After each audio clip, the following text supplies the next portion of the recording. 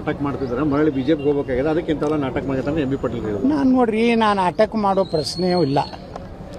ನಾನು ಅಟ್ಯಾಕ್ ಮಾಡ್ತಿದ್ರೆ ಅವಾಗೇ ಈ ಯಡಿಯೂರಪ್ಪ ಅವರ ಮಕ್ಕಳಿಗೆಲ್ಲ ಕಾಲು ಮುಗಿತಿದ್ದೆಲ್ಲ, ಅಪ್ಪಾಜಿ ಅಂದ್ಬಿಡ್ತಿದ್ದೆ. ಅಪ್ಪಾಜಿ ನೀವೇ ನಮ್ಮ ತಂದೆ ತಾಯಿ ಹತ್ತಿದ್ದೆ. ನಾ ಯಾಕೆ ಅಂದೆ? ನಾನು ಇನ್ನೂ ಅನ್ನೋದಿಲ್ಲ. ನಾ ಬಿ ಜೆ ಪಿ ಸಲಾಗಿ ಹೋಗ್ಲಕತ್ತೀನಿ, ನರೇಂದ್ರ ಮೋದಿಯವ್ರ ಸಲಾಗಿ ಹೋಗ್ಲಕತ್ತೀನಿ, ನಮ್ಮ ಹಿಂದೂ ಕಾರ್ಯಕರ್ತರ ಸಲಾಗಿ ಹೋಗ್ಲಕತ್ತೀನಿ. ಯಾರ್ದು ಕೈಕಾಲು ಮುಗಿದಿಲ್ಲ. ನಾ ಬಿ ಜೆ ಪಿಗೆ ತಗೋತೇಳಿ ಎಲ್ಲಿನೂ ನಿಮ್ಮ ಮುಂದೆ ಇವತ್ತು ಹನುಮಂತೇವ್ರ ಗುಡಿಯಾಗ ನಿಂತೀನಿ. ಯಾವ ಲೀಡರ್ಗಳ ಬಳಿ ಹೋಗೋದಿಲ್ಲ.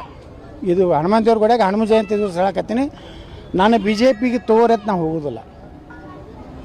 ಬಿ ಜೆ ಪಿಯವರೇ ನಾನು ಕರ್ಕೋವಂಥ ಕಾಲ ಬರ್ತದೆ, ನನ್ನೇ ಮುಖ್ಯಮಂತ್ರಿ ಅಭ್ಯರ್ಥಿ ಮಾಡೋ ಕಾಲ ಬರ್ತದೆ. ಅದಕ್ಕೆ ಇಡೀ ಕರ್ನಾಟಕದ ಹಿಂದೂ ಕಾರ್ಯಕರ್ತರು ಸಿದ್ಧರಾಗ್ಯಾರ. 2028ಕ್ಕೆ ಕರ್ನಾಟಕದಾಗ ಹಿಂದೂ ಸರ್ಕಾರ ಬರ್ತದೆ. ಈಗೇನು ಗುಂಡಾಗಿರಿ ಇದು ಮಾಡ್ಲಕತ್ತಲ್ಲ ಕೆಲವೊಂದು ಕಡೆ, ನಮ್ಮ ಗಣಪತಿ ಮೆಕ್ಕಲ್ ಹೋಗಿ ನಮ್ಮ ಎಲ್ಲ ಸ್ಕೀಮ್ಗಳನ್ನು ಎಲ್ಲ ನಮ್ಮ ಸಿದ್ದರಾಮಯ್ಯ ಅವರಿಗೆ ಕೊಟ್ಟಾರೆ. ಸಿದ್ದರಾಮಯ್ಯನು ಏನಾರು ಹಿಂದೂ ಪರವಾಗಿ ಸ್ಕೀಮ್ ಕೊಟ್ಟಿದ್ರೆ ನಾನು ನ್ಯೂಟ್ರಲ್ ಉಳಿತಿದ್ದೆ.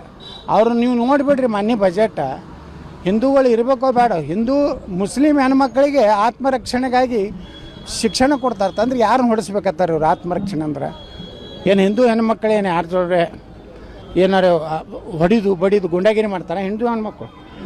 ಮುಸ್ಲಿಂ ಹೆಣ್ಮಕ್ಳನ್ನ ಅಲ್ಲಿ ಟ್ರೈನಿಂಗ್ ಕೊಡೋದು ಅಂತ ದುರ್ದೈವ. ಮುಸ್ಲಿಂ ಹುಡುಗರು ಹೆಚ್ಚಿನ ವಿದ್ಯಾಭ್ಯಾಸಕ್ಕೆ ಹೋದ್ರೆ 30 ಲಕ್ಷ ರೂಪಾಯಿ ಕೊಡ್ತಾರೆ. 100 ಪಬ್ಲಿಕ್ CBSE ಸ್ಕೂಲ್ ಮಾಡ್ತಾರೆ.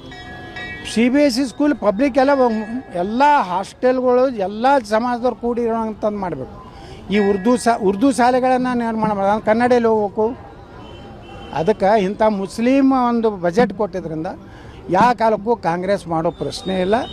ಕಾಂಗ್ರೆಸ್ ಕೂಡ ಹೊಂದಾಣಿಕೆಯಾಗಿ ನಾ ದಾವಣಗೆರೆಯಾಗ ರಾತ್ರಿ ಕಾಂಗ್ರೆಸ್ ಯಾರ್ದಾರ ಸ್ವಾಮಿಗಳ ಕಡೆಯಿಂದ ಹೇಳಿಸೋದು, ಶಾಮನೂರು ಭಾಳ ದೊಡ್ಡ ಕುಟುಂಬ, ಅಂಥ ಹಲ್ಕ ಕೆಲಸ ನಾವು ಮಾಡೋದಿಲ್ಲ.